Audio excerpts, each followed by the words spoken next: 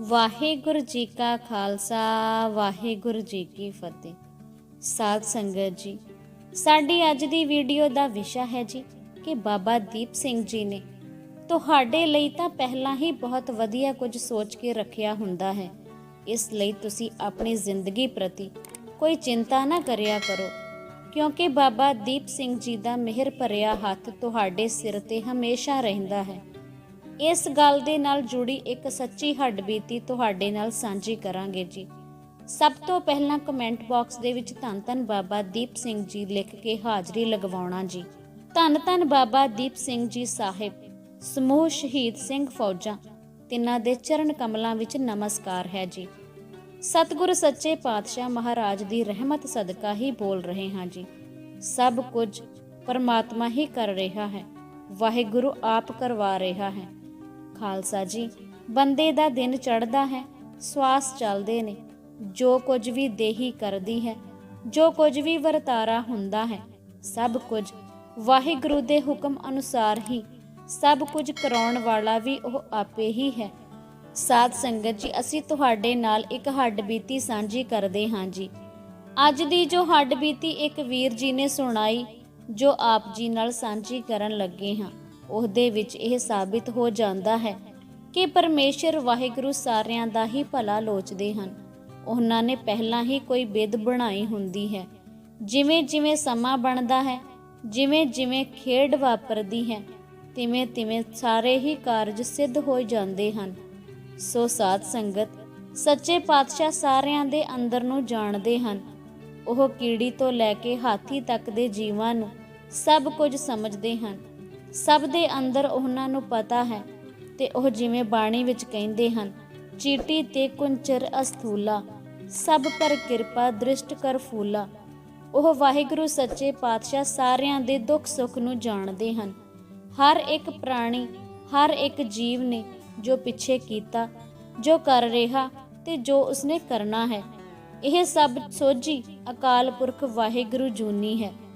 ਕਿਉਂਕਿ ਉੱਥੋਂ ਬਣ ਕੇ ਅਸੀਂ ਆਏ ਹਾਂ। ਜੋ ਸਾਡਾ ਸਰੀਰ ਦੀ ਬਣਤਰ ਹੈ, ਰੂਹ ਦੀ ਬਣਤਰ ਹੈ, ਜੋ ਸਾਡੇ ਕਰਮ ਹਨ, ਜੋ ਅਸੀਂ ਖਾ ਰਹੇ ਹਾਂ, ਪੀ ਰਹੇ ਹਾਂ ਤੇ ਹੰਢਾ ਰਹੇ ਹਾਂ, ਇਹ ਸਭ ਕਰਮਾਂ ਅਨੁਸਾਰ ਹੀ ਚੱਲ ਰਿਹਾ ਹੈ। ਸਾਧ ਸੰਗਤ ਜੀ, ਇਸ ਚੱਕਰ ਨੂੰ ਕੋਈ ਵੀ ਅੱਜ ਤੱਕ ਨਾ ਕੋਈ ਸਮਝ ਸਕਿਆ ਹੈ ਤੇ ਨਾ ਹੀ ਕੋਈ ਸਮਝ ਸਕੇਗਾ।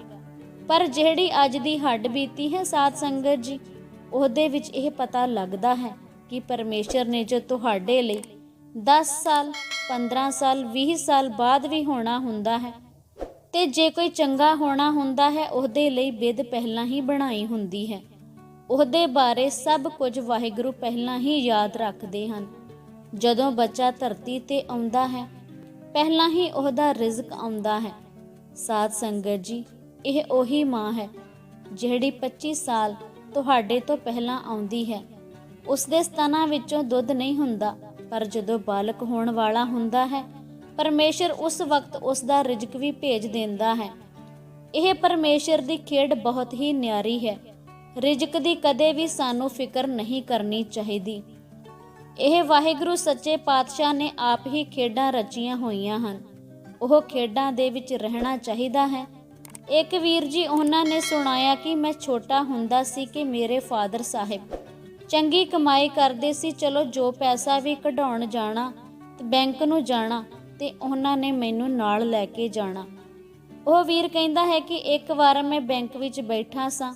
ਇਹ ਪੁਰਾਣੀ ਉਸਨੇ ਗੱਲ ਸੁਣਾਈ ਜੋ ਕਿ ਉਸਦੇ ਬਚਪਨ ਦੀ ਹੈ, ਕਿਵੇਂ ਉਸ ਨਾਲ ਖੇਡ ਵਾਪਰਦੀ ਹੈ ਤੇ ਕਿੱਥੋਂ ਸ਼ੁਰੂ ਹੁੰਦੀ ਹੈ, ਤੇ ਅੱਜ ਉਹ ਕਿੱਥੇ ਜਾ ਕੇ ਮੇਰਾ ਸਾਥ ਬਾਬਾ ਦੀਪ ਸਿੰਘ ਜੀ ਦੀ ਸਾਹਿਬ ਦੀ ਕਿਰਪਾ ਮੇਰੇ ਤੇ ਵਰਤ ਜਾਂਦੀ ਹੈ।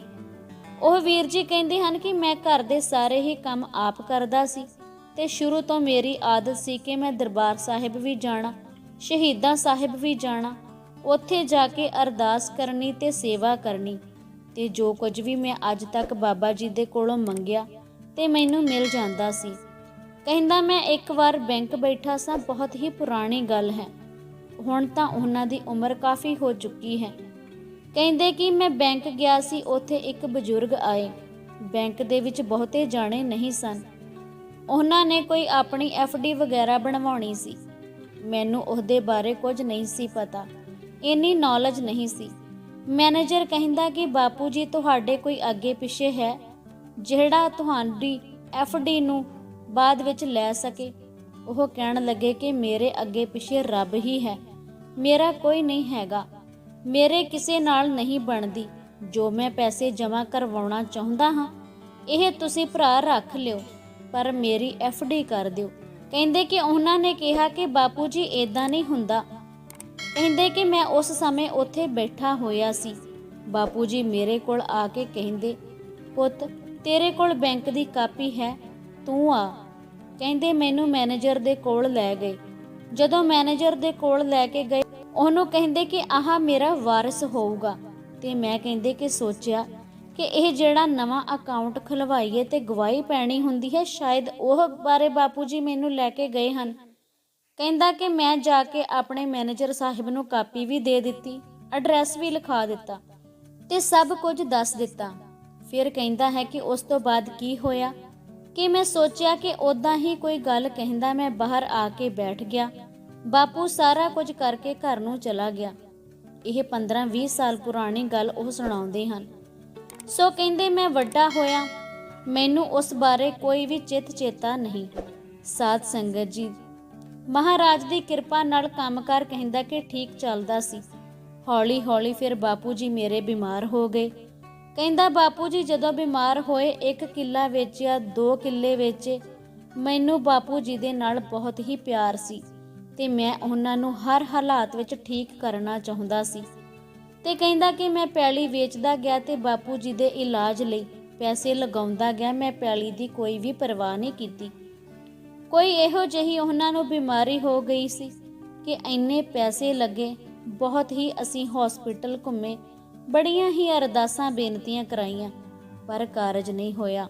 ਕਹਿੰਦਾ ਇੱਥੋਂ ਤੱਕ ਕੰਮ ਆ ਗਿਆ ਕਿ ਰੋਟੀ ਤੋਂ ਵੀ ਅਸੀਂ ਬਹਿ ਗਏ ਤੇ ਸਾਡੇ ਬਾਪੂ ਜੀ ਵੀ ਨਹੀਂ ਬਚੇ, ਉਹ ਵੀ ਚੜ੍ਹਾਈ ਕਰ ਗਏ।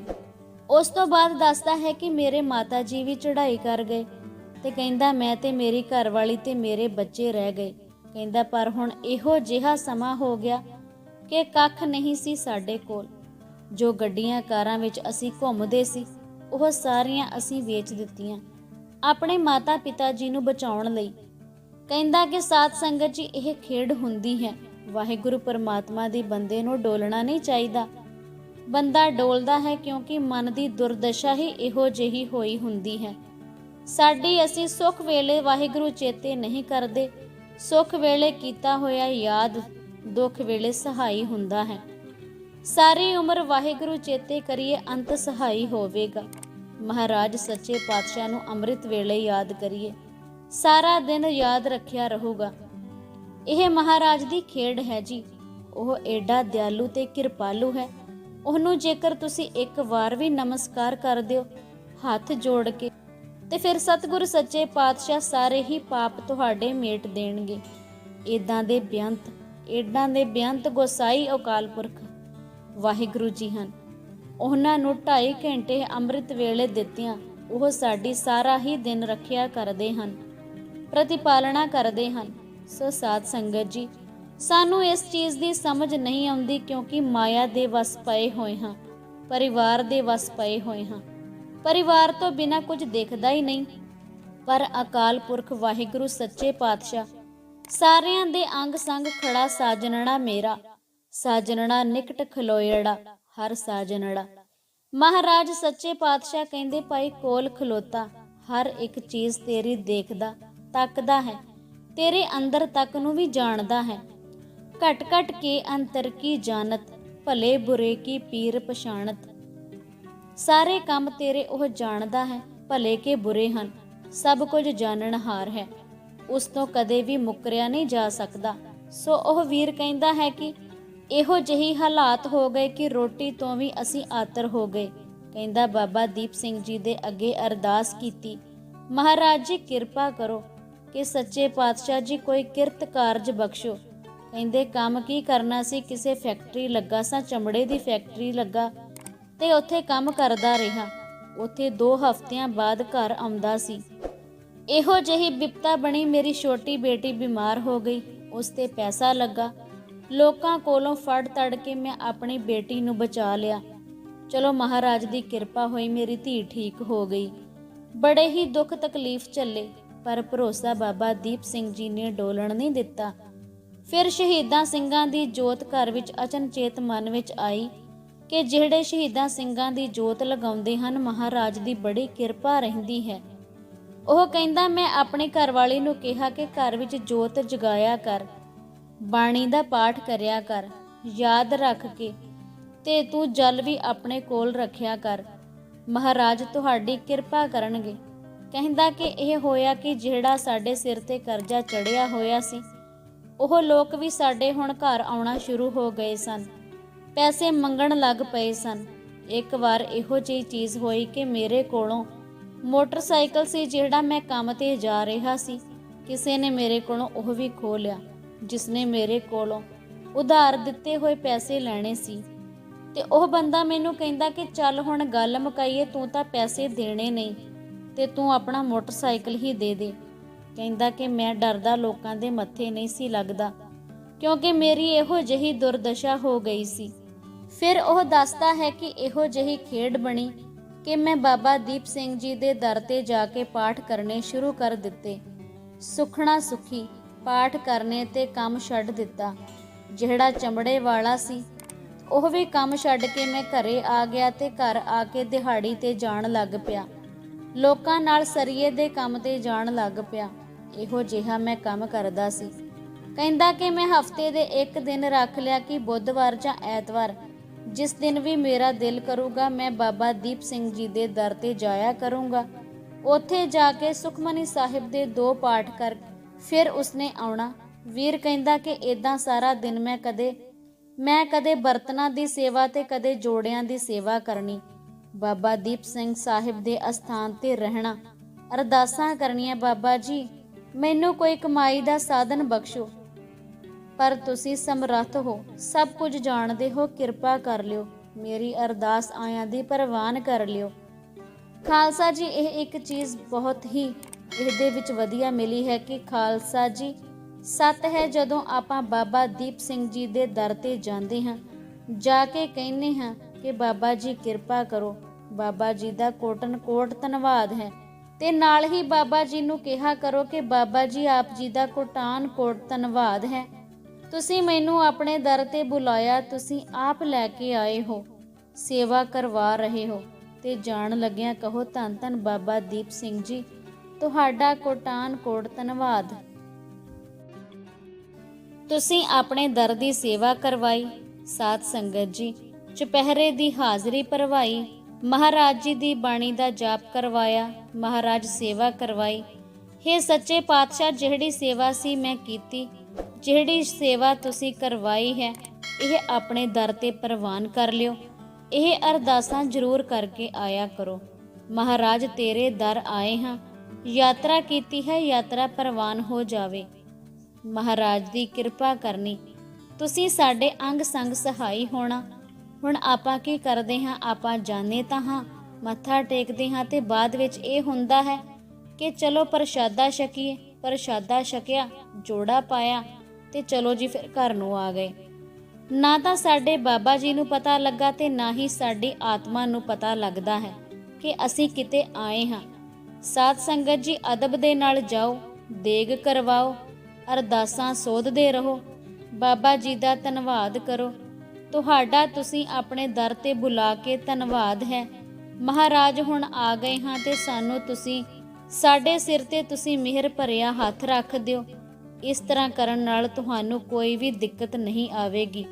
ਤੇ ਨਾਲ ਹੀ ਇਹ ਵੀ ਅਰਦਾਸ ਕਰਿਆ ਕਰੋ ਕਿ ਮੈਨੂੰ ਬਾਣੀ ਪੜ੍ਹਨੀ ਨਹੀਂ ਆਉਂਦੀ, ਪਰ ਜਿੰਨੇ ਜੋਗਾ ਹੈ ਮੈਂ ਜਿੰਨੀ ਕੁ ਵੀ ਬਾਣੀ ਪੜ੍ਹ ਸਕਦਾ ਉਹ ਮੇਰੀ ਤੁਸੀਂ ਪ੍ਰਵਾਨ ਕਰ ਲਿਓ। ਫਿਰ ਉਹ ਵੀਰ ਦੱਸਦਾ ਹੈ ਕਿ ਮੈਂ ਇੱਦਾਂ ਅਰਦਾਸਾਂ ਕਰਨੀਆਂ 4-5 ਵਾਰੀ ਵੀ ਮਹੀਨੇ ਵਿੱਚ ਮੈਂ ਚਲਿਆ ਜਾਂਦਾ ਸੀ। ਤੇ ਕਹਿੰਦਾ ਕਿ ਜਦੋਂ ਵੀ ਮੇਰਾ ਦਿਲ ਕਰਨਾ ਤਾਂ ਮੈਂ ਉੱਥੇ ਰਾਤ ਰਹਿ ਕੇ ਸੇਵਾ ਕਰਨੀ ਤੇ ਸਵੇਰੇ ਉੱਠ ਕੇ ਪਾਠ ਕਰਨਾ। ਕਹਿੰਦਾ ਕਿ ਇੱਕ ਦਿਨ ਤਾਂ ਮੈਂ ਜਿਨ੍ਹਾਂ ਦੇ ਪੈਸੇ ਦੇਣੇ ਸੀ ਉਹਨਾਂ ਦਾ ਮੁੰਡਾ ਮੇਰੇ ਘਰ ਆ ਕੇ ਮੈਨੂੰ ਉਹਨਾਂ ਨੇ ਗੰਦੀਆਂ ਗੰਦੀਆਂ ਗਾਲਾਂ ਮੇਰੇ ਬੱਚਿਆਂ ਦੇ ਸਾਹਮਣੇ ਕੱਢੀਆਂ। ਇੱਥੋਂ ਤੱਕ ਕਿ ਉਹਨਾਂ ਨੇ ਮੇਰੇ ਮੂੰਹ ਤੇ ਥੱਪੜ ਵੀ ਮਾਰ ਦਿੱਤੇ ਕਿ ਤੂੰ ਸਾਡੇ ਪੈਸੇ ਨਹੀਂ ਦੇ ਰਿਹਾ, ਭਾਈ ਤੇਰੇ ਘਰ ਦਾ ਸਾਰਾ ਸਮਾਨ ਅਸੀਂ ਚੁੱਕ ਕੇ ਲੈ ਜਾਵਾਂਗੇ। ਅੰਦਰੋਂ ਅੰਦਰੀ ਕਹਿੰਦਾ ਕਿ ਮੈਂ ਬੜਾ ਰੋਇਆ, ਬਾਹਰੋਂ ਤੇ ਨਹੀਂ ਕੀਤਾ ਕਿ ਮੇਰਾ ਪਰਿਵਾਰ ਕੀ ਕਰੇਗਾ। ਕਹਿੰਦਾ ਬੜਾ ਮੈਂ ਦੁਖੀ ਸੀ ਤੇ ਕਹਿੰਦਾ ਕਿ ਅਸੀਂ ਬਾਬਾ ਦੀਪ ਸਿੰਘ ਜੀ ਦੀ ਜੋਤ ਘਰ ਵਿੱਚ ਜਗਾਉਂਦੇ ਸੀ। ਮੈਂ ਉੱਥੇ ਖੜ ਕੇ ਬਹੁਤ ਹੀ ਭੁੱਬਾਂ ਮਾਰ ਕੇ ਰੋਇਆ ਕਿ ਬਾਬਾ ਜੀ ਤੁਸੀਂ ਵੀ ਮੇਰੀ ਬਾਂਹ ਨਹੀਂ ਫੜ ਰਹੇ। ਫਿਰ ਕੀ ਫਾਇਦਾ, ਕਹਿੰਦਾ ਕਿ ਜਦੋਂ ਮੈਂ ਮਰ ਗਿਆ ਹੁਣ ਤੁਸੀਂ ਮੇਰਾ ਕੋਈ ਵੀ ਸਾਥ ਨਹੀਂ ਦੇ ਰਹੇ। ਤੁਹਾਡੇ ਵਿੱਚ ਬੜੀ ਕਿਰਪਾ ਹੈ ਕਲਗੀਧਰ ਪਾਤਸ਼ਾਹ ਜੀ ਦੀ, ਤੁਸੀਂ ਲਾਡਲੀਆਂ ਫੌਜਾਂ ਹੋ। ਮੇਰੇ ਗਰੀਬ ਦੀ ਰੱਖਿਆ ਕਰੋ, ਮੇਰੀ ਲਾਜ ਰੱਖੋ। ਕਹਿੰਦਾ ਹੈ ਕਿ ਅਗਲੇ ਦਿਨ ਮੇਰੇ ਘਰ ਬੈਂਕ ਵਾਲੇ ਆ ਗਏ ਤੇ ਉਹ ਕਹਿੰਦੇ ਕਿ 20-25 ਸਾਲ ਪਹਿਲਾਂ ਤੁਹਾਡੀ ਕੋਈ FD ਹੋਈ ਸੀ। ਇਹ ਗੱਲ ਮੈਂ ਤੁਹਾਨੂੰ ਪਹਿਲਾਂ ਹੀ ਦੱਸ ਚੁੱਕੀ ਹਾਂ ਕਿ ਵਾਹਿਗੁਰੂ ਪਰਮਾਤਮਾ ਜੀ ਕਿੱਦਾਂ ਬਿਧ ਬਣਾਉਂਦੇ ਹਨ ਬੰਦੇ ਦੇ ਸਹੀ ਕੰਮਾਂ ਲਈ। ਤੇ ਕਹਿੰਦਾ ਉਹਨੂੰ ਪਤਾ ਤੇਰੇ ਨਾਲ ਪੁੱਤਰ ਇੱਕ ਦਿਨ ਏਦਾਂ ਹੋਣਾ ਹੈ। ਉਸਦੇ ਲਈ ਪਰਮਾਤਮਾ ਨੇ ਪਹਿਲਾਂ ਹੀ ਇੰਤਜ਼ਾਮ ਕੀਤਾ ਹੁੰਦਾ ਹੈ। ਇੱਕ ਦਿਨ ਕਹਿੰਦਾ ਕਿ ਉਹ ਆ ਕੇ ਬੈਂਕ ਵਾਲੇ ਮੈਨੂੰ ਕਹਿਣ ਲੱਗੇ ਕਿ ਇਹ ਤੁਹਾਡਾ ਨਾਮ ਹੈ ਤੇ ਉਸ ਵੀਰ ਨੇ ਕਿਹਾ ਕਿ ਹਾਂਜੀ ਇਹ ਤਾਂ ਮੇਰਾ ਹੀ ਨਾਮ ਹੈ। ਉਹ ਕਹਿੰਦੇ ਕਿ ਭਾਈ ਤੂੰ ਇੱਕ FD ਕਰਵਾਈ ਸੀ ਜਿਸ ਦੇ ਵਿੱਚ ਤੇਰੀ ਭਾਗੀਦਾਰੀ ਸੀ, ਤੁਸੀਂ ਉਹਨਾਂ ਦੇ ਕੁਝ ਲੱਗਦੇ ਹੋ। ਕਹਿੰਦਾ ਕਿ ਮੇਰੀ ਸੁਰਤੀ ਵਿੱਚ ਨਹੀਂ ਸੀ ਕਿ ਉਹ ਕਿਹੜੇ ਬਜ਼ੁਰਗ ਸਨ। ਬੈਂਕ ਵਾਲਿਆਂ ਨੇ ਕਿਹਾ ਕਿ ਉੱਥੇ ਤੁਹਾਡਾ ਅਕਾਊਂਟ ਖਾਤਾ ਲੱਗਾ ਹੋਇਆ ਹੈ, ਤੁਹਾਡਾ ਉੱਥੇ ਨਾਂ ਬੋਲਦਾ ਹੈ ਕਿ ਤੁਸੀਂ ਉਹਨਾਂ ਦੇ ਬੱਚੇ ਹੋ ਤੇ ਉਹ ਤੁਹਾਡੇ ਫਾਦਰ ਸਾਹਿਬ ਹਨ। ਜਿਹੜੇ ਬਾਪੂ ਜੀ ਹਨ ਉਹ ਚੜ੍ਹਾਈ ਕਰ ਚੁੱਕੇ ਹਨ ਤੇ ਉਹਨਾਂ ਦੀ FD ਜਿਹੜੀ ਬਣੀ ਹੋਈ ਹੈ ਉਸ ਦੇ ਵਾਰਿਸ ਤੁਸੀਂ ਹੋ, ਇਸ ਲਈ ਅਸੀਂ ਤੁਹਾਨੂੰ ਦੇਣਾ ਚਾਹਾਂਗੇ। ਕਹਿੰਦਾ ਕਿ ਮੈਂ ਬੜਾ ਹੀ ਦਿਮਾਗ ਤੇ ਜ਼ੋਰ ਪਾਇਆ ਤੇ ਮੈਨੂੰ ਚੇਤਾ ਆਇਆ ਕਿ ਇੱਕ ਬਜ਼ੁਰਗ ਨੇ ਮੇਰੇ ਕੋਲੋਂ ਇਸ ਕਰਕੇ ਮੈਨੂੰ ਬੁਲਾਇਆ ਸੀ ਤੇ ਮੈਂ ਸੋਚਿਆ ਕਿ ਅਕਾਊਂਟ ਦੀ ਗਵਾਹੀ ਪਾਉਣੀ ਹੋਵੇਗੀ, ਨਵਾਂ ਉਸਨੇ ਅਕਾਊਂਟ ਬਣਵਾਉਣਾ ਹੋਵੇਗਾ। ਪਹਿਲਾਂ ਬੈਂਕ ਵਿੱਚ ਇਦਾਂ ਹੀ ਹੁੰਦਾ ਸੀ। ਕਹਿੰਦਾ ਕਿ ਮੈਂ ਧੰਨ ਧੰਨ ਬਾਬਾ ਦੀਪ ਸਿੰਘ ਜੀ ਨੂੰ ਯਾਦ ਕੀਤਾ ਕਿ ਮਹਾਰਾਜ ਇਹ ਕੀ ਬਣਿਆ। ਕਹਿੰਦਾ ਮੈਨੂੰ ਉਹਨਾਂ ਨੇ ਬੈਂਕ ਬੁਲਾਇਆ, ਮੈਂ ਆਪਣੇ ਪੇਪਰ ਲੈ ਕੇ ਗਿਆ ਤੇ ਕਹਿੰਦਾ ਕਿ ਬੈਂਕ ਵਿੱਚੋਂ ਮੈਨੂੰ 12 ਲੱਖ ਰੁਪਇਆ ਮਿਲਿਆ। 12 ਲੱਖ ਰੁਪਏ ਦੀ FD ਸੀ ਜਿਹੜੀ ਉਹ ਮੈਨੂੰ ਉਹਨਾਂ ਨੇ ਦੇ ਦਿੱਤੀ। ਤੇ ਕਹਿੰਦਾ ਕਿ ਮੈਂ ਘਰ ਆਇਆ ਤੇ ਕਹਿੰਦਾ ਕਿ ਮੈਂ ਪਹਿਲਾਂ ਤਾਂ ਘਰ ਆ ਕੇ ਬਹੁਤ ਜ਼ਿਆਦਾ ਰੋਇਆ, ਧੰਨ ਧੰਨ ਬਾਬਾ ਦੀਪ ਸਿੰਘ ਜੀ ਦਾ ਸ਼ੁਕਰਾਨਾ ਕੀਤਾ ਕਿ ਮੇਰਾ ਕਾਰਜ ਤਾਂ ਤੁਸੀਂ 12-15 ਸਾਲ ਪਹਿਲਾਂ ਹੀ ਸੋਚ ਰੱਖਿਆ ਸੀ, ਪਰ ਮੈਨੂੰ ਸਮਝ ਨਹੀਂ ਸੀ ਕਿ ਤੁਸੀਂ ਤਾਂ ਮੇਰੇ ਬਾਰੇ ਕੁਝ ਚੰਗਾ ਹੀ ਸੋਚਿਆ ਹੋਵੇਗਾ ਤੇ ਮੈਂ ਐਵੇਂ ਹੀ ਤੁਹਾਨੂੰ ਇਦਾਂ ਕਹਿੰਦਾ ਰਿਹਾ ਕਿ ਤੁਸੀਂ ਮੇਰੇ ਬਾਰੇ ਨਹੀਂ ਸੋਚ ਰਹੇ। ਧੰਨ ਧੰਨ ਬਾਬਾ ਦੀਪ ਸਿੰਘ ਜੀ ਨੇ ਉਹਨਾਂ ਦਾ ਕਾਰਜ ਇਸ ਤਰ੍ਹਾਂ 15-20 ਸਾਲ ਪਹਿਲਾਂ ਹੀ ਸੋਚਿਆ ਹੋਇਆ ਸੀ ਕਿ ਜਦੋਂ ਵੀ ਤੇਰੇ ਤੇ ਮੁਸੀਬਤ ਆਵੇਗੀ ਤੇਰਾ ਹੱਲ ਮੈਂ ਇਸ ਤਰ੍ਹਾਂ ਕਰ ਦੇਵਾਂਗਾ। ਸਾਧ ਸੰਗਤ ਜੀ, ਜੇਕਰ ਅਸੀਂ ਬਾਬਾ ਦੀਪ ਸਿੰਘ ਜੀ ਪ੍ਰਤੀ ਇਸ ਤਰ੍ਹਾਂ ਦੀ ਸ਼ਰਧਾ ਰੱਖਾਂਗੇ, ਉਹਨਾਂ ਤੇ ਵਿਸ਼ਵਾਸ ਰੱਖਾਂਗੇ ਤੇ ਉਹਨਾਂ ਨੇ ਤੁਹਾਡੇ ਲਈ ਵੀ ਕੁਝ ਨਾ ਕੁਝ ਚੰਗਾ ਹੀ ਸੋਚਿਆ ਹੋਵੇਗਾ। ਬਸ ਥੋੜਾ ਜਿਹਾ ਸਮਾਂ ਜ਼ਰੂਰ ਲੱਗ ਸਕਦਾ ਹੈ। ਵਾਹਿਗੁਰੂ ਜੀ ਕਾ ਖਾਲਸਾ, ਵਾਹਿਗੁਰੂ ਜੀ ਕੀ ਫਤਿਹ।